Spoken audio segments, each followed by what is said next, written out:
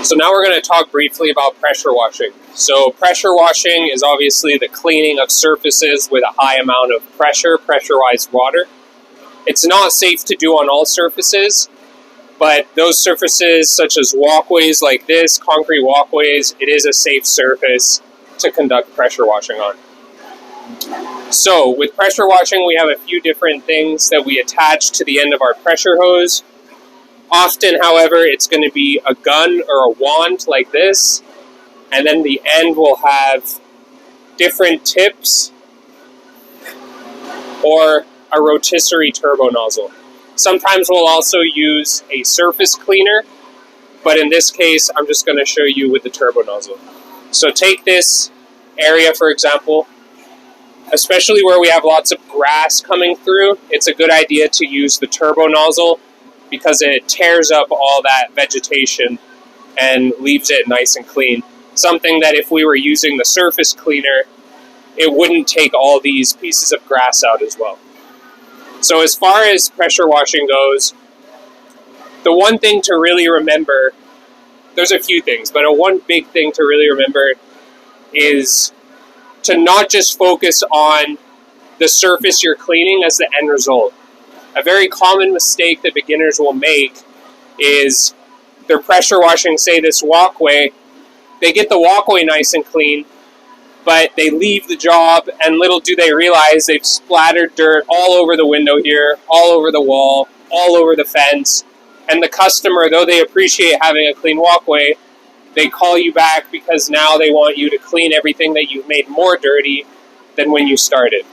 So to the point I'm making is make sure your rinse after cleaning the area that you're set to clean is very thorough. A good pressure washer, it comes down to having a good rinse and a good cleanup. So with that in mind, I'll just give a brief example.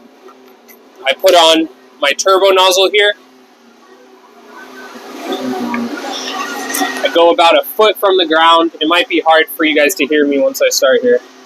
But I'm just going to go in a repeatable motion to clean this small rectangle here.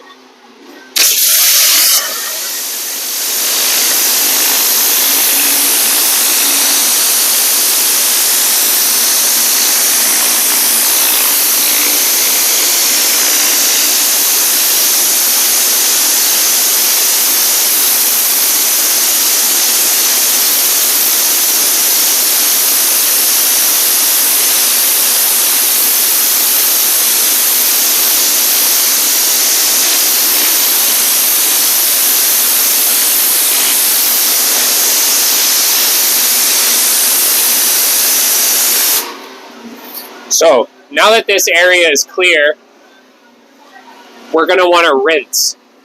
The turbo nozzle is not ideal for rinsing because, as you've seen, it's moving in circles. So for rinsing, we want to use a flat fan tip. There's different tips that you can put onto the end.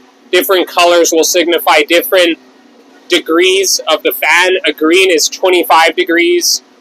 Right? A white would be 40 degrees. A yellow is 15 degrees. A red is 0 degrees.